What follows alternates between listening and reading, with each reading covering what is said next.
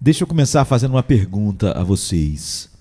O Evangelho é uma mera influência na vida de vocês? Muitos de nós estamos familiarizados com a declaração, eu diria, heróica de Martim Lutero na Dieta de Worms, quando ele foi chamado para se retratar dos seus ensinos e dos seus escritos. E Lutero respondeu corajosamente, não é?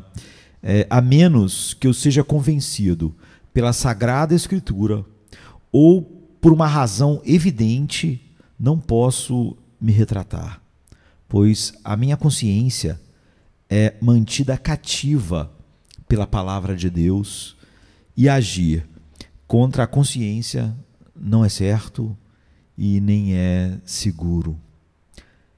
Apesar disso, hoje, raramente nós ouvimos falar qualquer coisa com referência à consciência.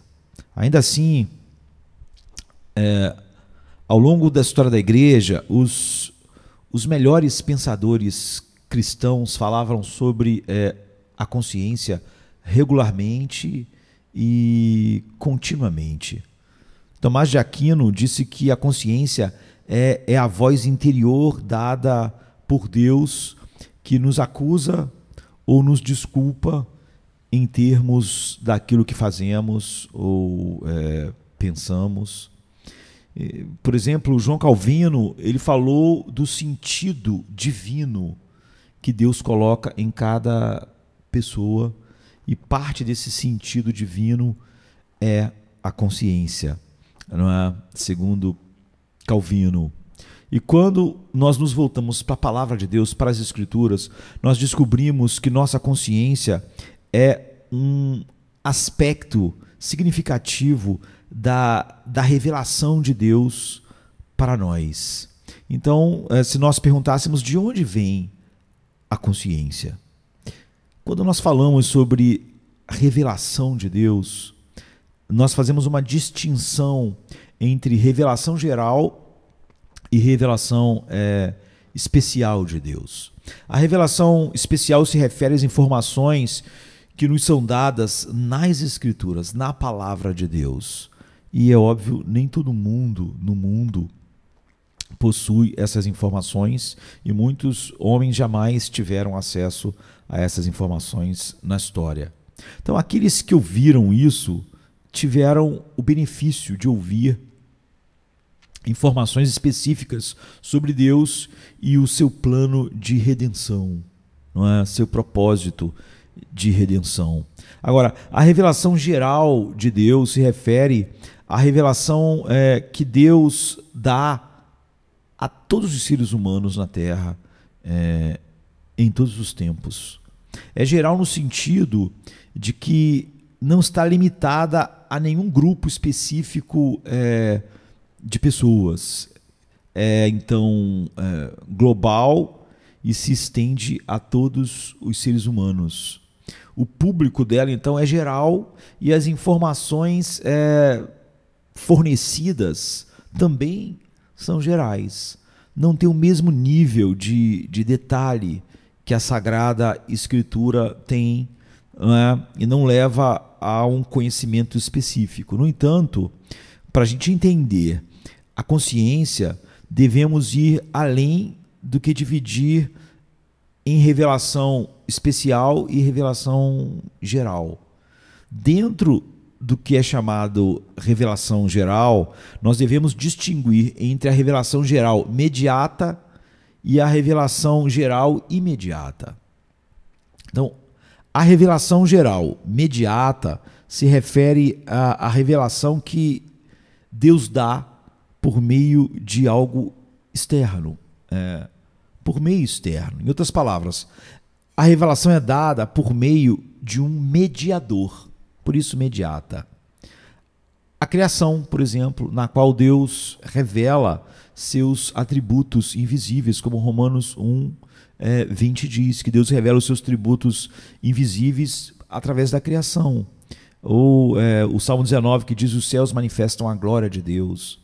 Então, a revelação geral mediada pela criação é clara o suficiente para que cada pessoa saiba que Deus existe e, portanto, o homem é indesculpável, segundo Romanos 1, verso 20. Já a revelação geral imediata é a revelação que é transmitida a todo o ser humano sem nenhum meio externo da criação. É interno e não externo. É a revelação de Deus, é a revelação que Deus, eu diria, que Deus planta na alma de cada pessoa. Deus revela a sua lei na mente de cada ser humano, plantando uma consciência dentro de cada um de nós. Porém, a gente enfrenta um problema. A consciência é fluida, não está isenta dos efeitos da queda humana. Quase todas as pessoas, na verdade todos os homens naturais, ajustam suas consciências entre a infância e a idade adulta. E o ajuste sempre é para baixo. Ou seja, nós aprendemos como diminuir o volume da nossa consciência para que a nossa ética se alinhe com a forma que nós queremos viver, sem estar sendo perturbados todo o tempo. E, como é comum, você vê em todas as filosofias humanistas, a ideia de culpa é algo horrível que nós tentamos banir. Então, a gente diminui o volume para que nossa ética se alinhe com a forma como queremos viver e não como Deus nos diz que devemos viver. Então, quase 50 anos atrás, Xavier Hollander escreveu um livro que se tornou um best-seller com um estranho nome, The Happy Hooker, a alegre prostituta. Então, Hollander, ela mesma, uma prostituta, procurou silenciar as pessoas que acreditam que nenhuma prostituta poderia encontrar alegria na vida de prostituta, sendo prostituta. Então, em seu livro, Hollander comemora a alegria que experimentou em sua profissão, dizendo que nunca se sentiu culpada pelo que fazia. E para ter certeza, Hollander disse que na primeira vez que se envolveu na prostituição, ela sentiu pontadas de culpa. Mas com o tempo, ela chegou ao ponto em que seus sentimentos de culpa se dissiparam totalmente. No entanto, mesmo assim, no livro, ela conta que havia uma exceção importante. Sempre que Hollander ouvia o toque dos sinos da igreja, ela disse que a consciência dela explodia. Não é? Ela era lembrada do que ela estava fazendo e que aquilo estava sobre a condenação de Deus, mas logo passava. Não é? Até que ela ouvisse o sino de novo. Então, mesmo essa prostituta profissional, endurecida e querendo se endurecer, não poderia destruir totalmente a consciência que Deus colocou dentro dela. E eu acho que aqui está a suprema ironia e tragédia do pecado. Quanto mais nós repetimos nossos pecados, maior culpa nós temos. Quanto mais nós repetimos o pecado, em maior culpa nós incorremos, mas menos sensíveis nós nos tornamos às dores da culpa em nossas consciências. Nós ficamos mais culpados e sentimos cada vez menos culpa.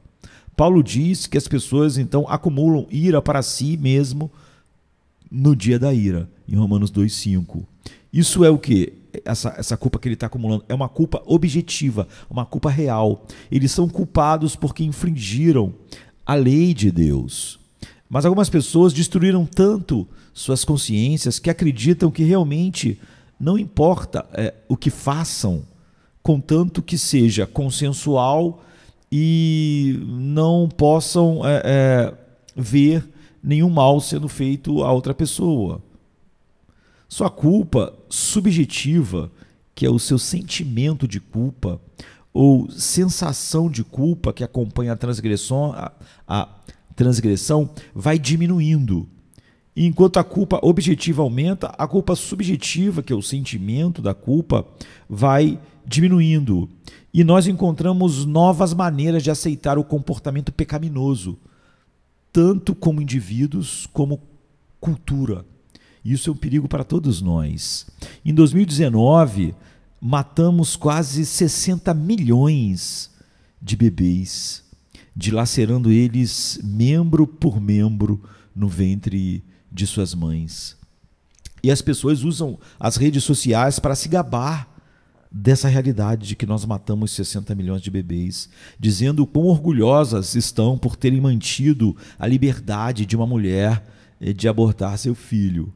Agora, você vê, nós nos gabamos do casamento poder ser entre homem, mulher, e quem sabe um ser humano com um bicho, ou poliamor, sem vergonha.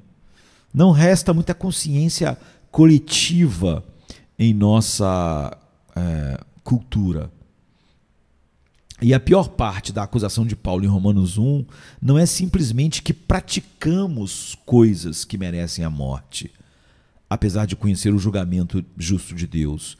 O principal ponto da acusação dele é que aprovamos outros que praticam também. Ou seja, mesmo quando não fazemos, aprovamos. Fazemos e aprovamos, ou não fazemos, mas aprovamos. Colocamos o rótulo de normalidade. Não é? Como Paulo diz em Romanos 1:32.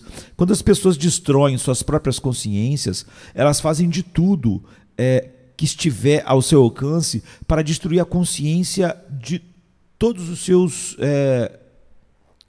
vizinhos, de todas as pessoas, porque elas não querem, elas querem calar a culpa nas suas mentes, mas não querem que também a culpa venha de outros lugares. Então, para acalmar suas consciências, as pessoas buscarão aliados e farão proclamações como: estamos apenas fazendo uma cruzada pela liberdade aqui, pela liberdade de escolha, pela saúde da mulher, pelos direitos reprodutivos. Você vê, são palavras bonitas. Eu diria, que estratégia, não é? A pessoa não diz: eu não sou pró-assassinato. Não é? Ela não diz: eu sou pró-assassinato. Não. Ela diz: eu sou pró-escolha. Ela não tem coragem de levantar e dizer: eu sou pró-assassinato dos bebês. Não, ela diz: eu sou pró-escolha. Isso é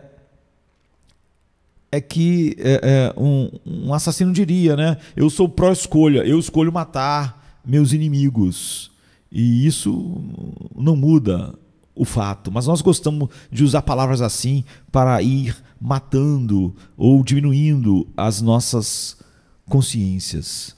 No entanto, nosso propósito ao discutir essas coisas não é lamentar simplesmente o quão ruim é o mundo lá fora, é mais sim o quão ruim nós somos e o quanto isso é perigoso para nós, para você que diz ser cristão, porque nós cristãos tendemos a fazer a mesma coisa. Nós também ajustamos nossas consciências para se adequar à nossa cultura. Como humanos, todos nós tentamos tudo ao nosso alcance para desculpar nossos pecados. Isso é parte daquilo que o homem natural é. É por isso que é tão importante manter nossos corações sensíveis ao testemunho da palavra de Deus em nossa consciência. Então nós vimos que na dieta de Worms, Lutero não disse: minha consciência é mantida cativa pela minha cultura. Minha consciência é mantida cativa pelo humanismo secular. Minha consciência é mantida cativa pela última pesquisa do Ibope, Datafolha ou Gallup. Não é? Minha consciência é mantida cativa pela última pesquisa que descreve o que todo mundo está fazendo. Mas ele também não disse que minha consciência é influenciada pela palavra de Deus, porque isso não basta. E muitos do que se dizem cristãos hoje simplesmente têm a palavra de Deus como uma influência. Mas Lutero não disse: minha consciência é influenciada pela palavra de Deus. Em essência, ele disse: eu estou cativo das Escrituras. Minha consciência é cativa, não influenciada. E por isso é que eu não posso me retratar, mesmo sobre o perigo de ser queimado numa fogueira vivo. Então, se sua consciência, a consciência de Lutero, não tivesse cativa a palavra de Deus, ele teria se retratado imediatamente e encontrado alguma justificativa, porque ele morreria queimado numa fogueira. Então ele disse: agir contra a consciência não é certo e nem seguro, porque a consciência dele estava cativa à palavra de Deus. O homem natural não quer ouvir o julgamento da consciência. Ele quer destruir o julgamento da consciência. Essa é a nossa natureza. E o único antídoto contra isso é conhecer a mente de Cristo e ter a mente de Cristo. O que nós precisamos hoje é de homens e mulheres cuja consciência foi capturada pela palavra de Deus. De cristãos não que são influenciados pela palavra de Deus, mas que possam dizer: minha mente está cativa à palavra de Deus. Eu agradeço a Deus por sua palavra. Por quê? Porque ela expõe as mentiras que contamos para nós mesmos, para nos fazer sentir melhor. Muitas das vezes nós queremos apenas nos sentir melhor. Então nós contamos mentiras para nós mesmos. Nosso coração conta mentira para nós mesmos. E eu agradeço a Deus por a palavra de Deus ser uma dádiva contra a pessoa que mais mente para nós mesmos, que somos nós mesmos.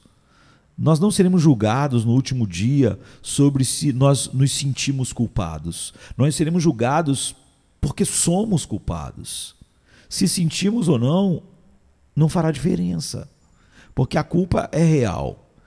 Mas uma amostra desse julgamento, agora em parte, chega a nós por meio da nossa consciência. E isso é um presente de Deus que muitas vezes é usado soberanamente pelo Espírito para nos levar ao arrependimento. Mas é óbvio, Deus tem todo o direito de abandonar o homem na sua própria escuridão e maldade, entregar o homem aos seus próprios corações. E é o que Paulo diz que Deus faz. O sentimento de culpa é como a dor para o corpo físico. É o sinal de que algo está errado. E só tomar um remédio que matasse a dor não resolveria o problema no corpo. O Espírito Santo nos convence do pecado e com essa convicção vem uma certa terna misericórdia que nos leva à contrição, à tristeza e ao verdadeiro arrependimento e ao perdão, para que possamos andar em sua presença, andar em comunhão com Ele. Agora, a tua consciência é cativa à cultura, é cativa do humanismo secular ou é cativa da palavra de Deus? A Escritura não pode ser uma mera influência na tua vida. Lembre que Lutero não disse: a minha consciência é cativa à cultura, é cativa ao pensamento humanista. Mas ele também não disse: a minha consciência é influenciada pela palavra de Deus. Ele disse: a minha consciência é cativa da palavra de Deus. Todos nós precisamos poder dizer a mesma coisa. Amém, querido? Amém.